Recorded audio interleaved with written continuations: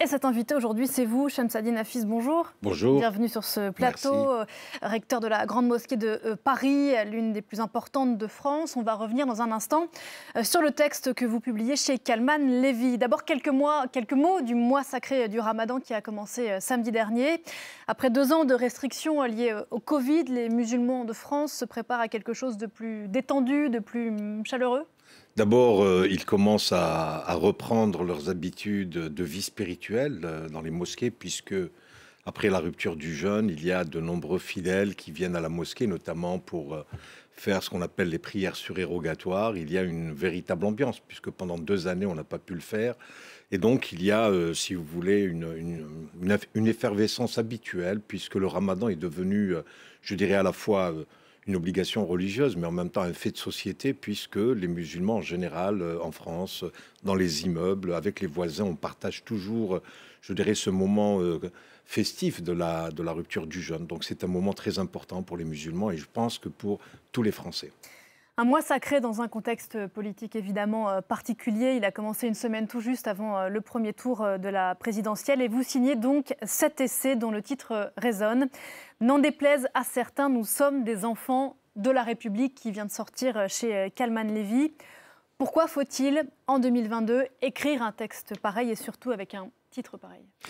Écoutez, je crois qu'il y a un certain nombre de candidats à la présidence de la République qui nous dénient, je dirais, ce statut d'être des citoyens français, d'avoir les mêmes droits que nos autres compatriotes. Et c'est pour cela que j'ai tenu à rappeler que les musulmans ont toujours été au rendez-vous, que ce soit pendant les grandes guerres, que ce soit dans les moments de crise. On l'a vu même au début de cette Covid-19 qui nous avait tous tétanisés. Les musulmans ont joué leur rôle, ils ont participé à cette solidarité nationale et à chaque fois que nécessaire, les musulmans ont toujours été présents. Pourquoi aujourd'hui leur dénier ce droit d'être français à part entière ? Est-ce que redire et réécrire que les musulmans de France, je vous cite, adhèrent totalement sans arrière-pensée à la nation française, ce n'est pas d'une certaine façon en miroir donner une forme de consistance à ceux qui pensent le contraire ? Écoutez, d'abord, il faut rappeler que les musulmans sont des citoyens comme les autres. Ils ont toujours participé à la vie citoyenne et aujourd'hui, leur dénier ce droit en disant que c'est des immigrés, alors qu'on est, je crois, arrivé à la 4e, voire même à la 5e génération. Aujourd'hui, la plupart des jeunes musulmans sont nés en France, ils sont en France, ils ne connaissent que la France. Et aujourd'hui, leur dire qu'il faut qu'ils repartent, ils repartent où ? Et c'est pour cela que j'ai tenu véritablement à rappeler que, d'abord, République et Islam ne sont pas des concepts qui s'opposent, bien au contraire. J'ai toujours dit que l'islam s'adaptait de manière extrêmement naturelle, je dirais, aux lois de la République. Nous l'avons rappelé, je l'ai martelé à plusieurs reprises, et je ne suis pas le seul, heureusement. Les musulmans n'ont jamais cherché à avoir des lois spécifiques. Ils se sont toujours adaptés aux lois de la République. Ils les respectent. Les lois de la République sont au-dessus de toutes les lois, même la loi divine. Et ça, il faut le rappeler à ceux qui nous dénient ce droit d'être républicains, tout simplement. Certains, effectivement, des candidats dans cette campagne électorale assument leur discours anti-islam. Éric Zemmour, je le cite, disait encore il y a quelques jours que dans l'islam, il y a selon lui une volonté de régenter la vie des individus qui est contradictoire, je le cite toujours, avec la civilisation française, ce qui lui fait dire que l'islam est incompatible avec la France. Que lui répondez-vous ? D'abord, je voudrais dire à Éric Zemmour qu'il a très peu de connaissances de l'islam. S'il connaissait véritablement le Coran, il prend comme ça, il fait son petit marché pour essayer d'alimenter la haine qu'il a contre les musulmans et contre sa propre histoire, puisque à chaque fois, après les musulmans, c'est l'Algérie qu'il stigmatise à maintes reprises. Donc, moi, je crois qu'il devrait prendre un cours. Je l'invite à venir à la Grande Mosquée de Paris pour peut-être rencontrer nos imams et se faire une autre idée peut-être de l'islam. À force de répéter, je crois qu'il s'y croit, qu'il s'est pris à ce jeu d'essayer à chaque fois de montrer que l'islam est totalement incompatible, alors que l'islam est là depuis déjà plusieurs siècles. La Grande Mosquée de Paris a été construite, je dirais, dans un quartier mythique, quartier latin, devant le jardin des plantes, pas très loin de Notre-Dame. Est-ce qu'un jour, cette mosquée a posé un problème, même dans cette architecture, lorsque vous êtes en haut du minaret, que vous voyez Paris comme ça sous vos yeux, vous vous rendez compte que les immeubles haussmanniens, avec cette architecture arabo-mauresque, ne gênent pas du tout. C'est pas une verrue. La mosquée de Paris n'est pas une verrue dans cette très belle architecture de la ville de Paris, bien au contraire. Et c'est pour cela que je voudrais qu'Éric Zemmour, il dit qu'il n'est pas raciste, moi je veux bien le croire, mais qu'il arrête de marteler des choses qui sont totalement fausses. Il n'a jamais eu de contradicteur.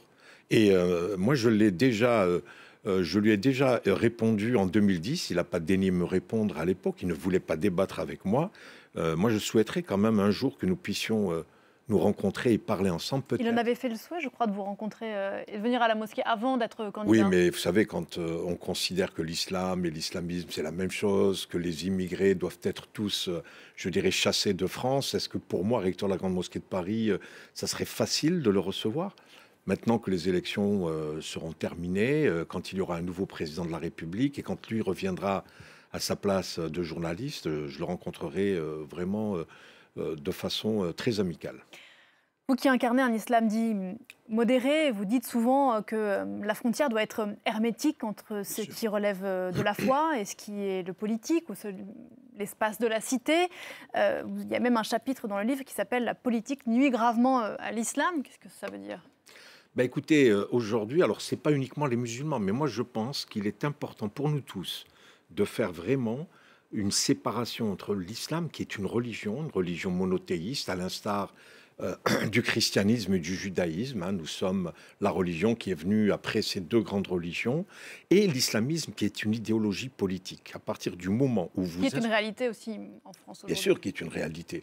Et aujourd'hui, il faut faire le distinguo entre les deux. On ne peut pas considérer que l'islam est une idéologie politique. C'est cet amalgame que je refuse de la part d'Éric Zemmour. Aujourd'hui, l'islam ne tue pas, l'islam ne sépare pas. C'est l'islamisme qui est aujourd'hui la véritable difficulté dans notre pays. Si nous faisons le distinguo, on verra qu'on pourra véritablement, parce que c'est notre ennemi commun, ceux qui détiennent cette idéologie politique, qui l'utilisent, qui l'instrumentalisent, pour en fait retirer la composante musulmane de France de l'ensemble de la communauté nationale. En fait, c'est le même travail que fait Éric Zemmour et l'extrême droite de manière générale.